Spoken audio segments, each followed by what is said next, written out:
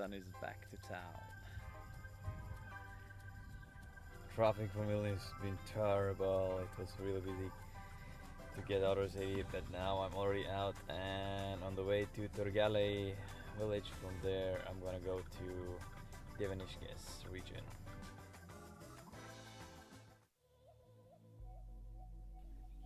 People so lazy to take their trash to the right place.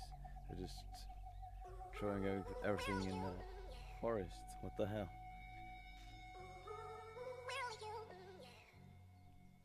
I don't understand this kind of behavior. On the way to being free.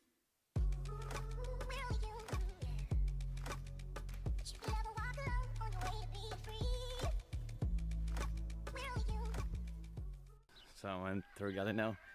It's quite tiny place, but then real nice chapel. My sister told me that it looks more like a tomb. I don't know. I hope there's some information. Even though Turgale is part of Lithuania, most of the graveyards has Polish names. So it seems like a big community of Polish people living here.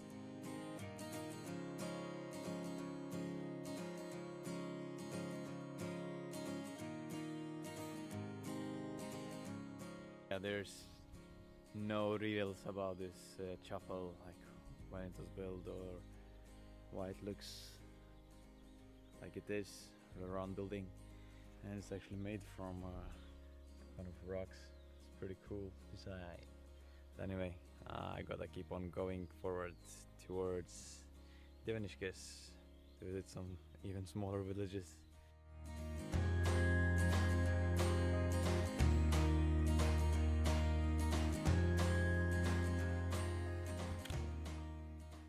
Isn't it like a proper lunch? I guess so, because I have no idea where the next restaurant is. That's why I got prepared for it. Today's outdoor lunch is bread with a spread, spinach, and some beans, white beans I assume, with ketchup. And then I brought some juice, no idea what it is.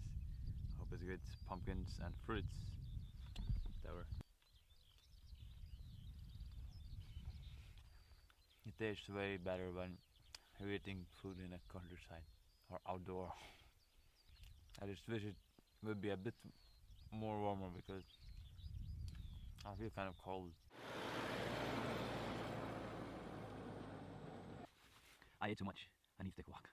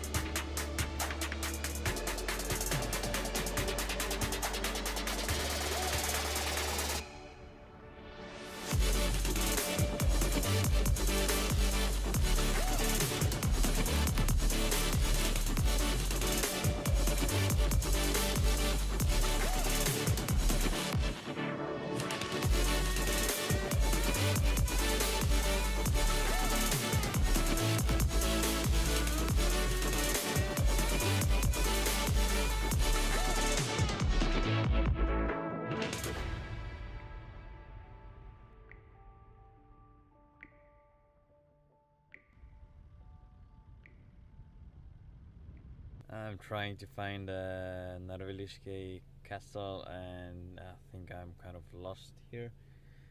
My phone tells me that I'm out of Lithuania and it doesn't connect to my GPS anymore, and I'm not really sure which way should I take to avoid going over the border. I do have this map, it doesn't help much. I'm gonna try one more road, and if I see that there's no way to reach the castle, then I'll just go to some other place.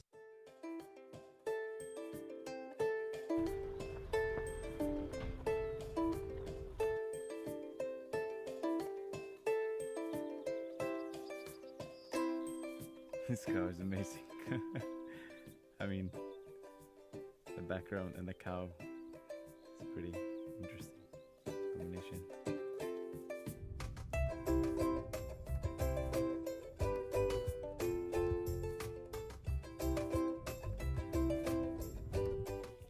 The sun is back to town. Check this out. It says food store. I wonder if it's still open.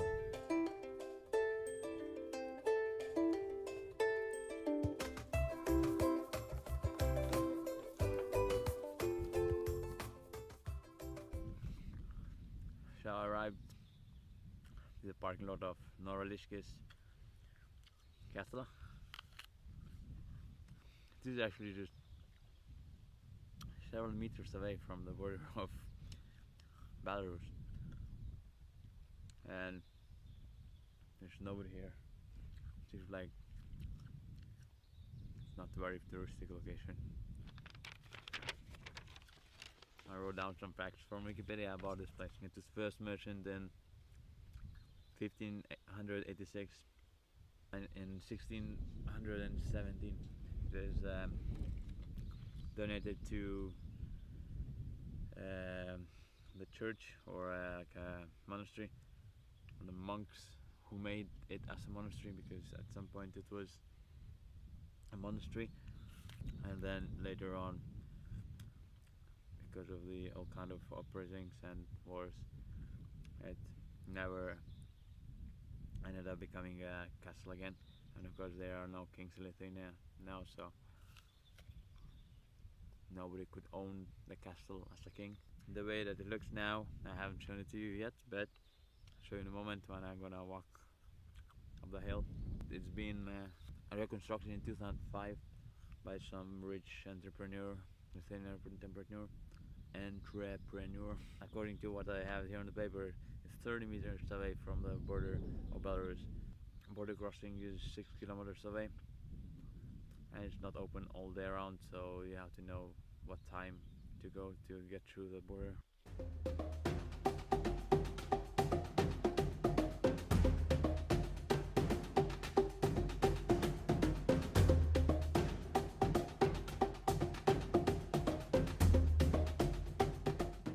It looks like an okay castle. The only thing I don't like about it that people use it now for making weddings and all kind of stuff. So it has no like historical value anymore. It's just a nice building for parties. They renovated the castle, but not the tower. I hope they're gonna do it at some point, because now the only beautiful thing that is left on this tower is this thing, and I'm pretty sure that it's not an original thing from the tower.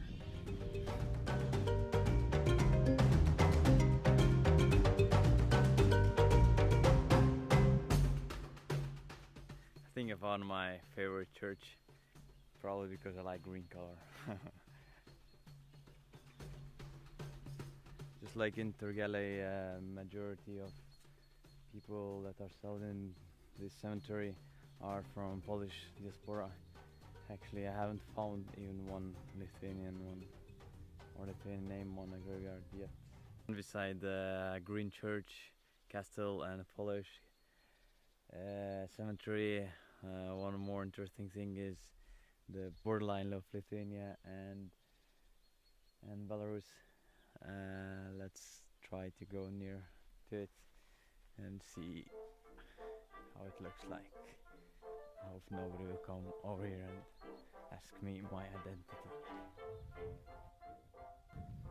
I'm curious why Lithuanians have a fence, but Belarusians do not have it. And also the road on the Lithuanian side is much more like real road, while on the Belarusian side it's just like a muddy thing. I'm not sure if it's worth to come here if you are a foreign tourist, because there's not much to do here except of checking this church and the castle. For Lithuanians, maybe it's interesting from historical point of view to see where the birth line starts and ends, because there are actually some cities in Belarus side with Lithuanian population, and because of this damn fence, they had to get like a visa to get through the border to visit their relatives and vice versa. This kind of weird stuff happening, but yeah, that's just the way it is with the politics.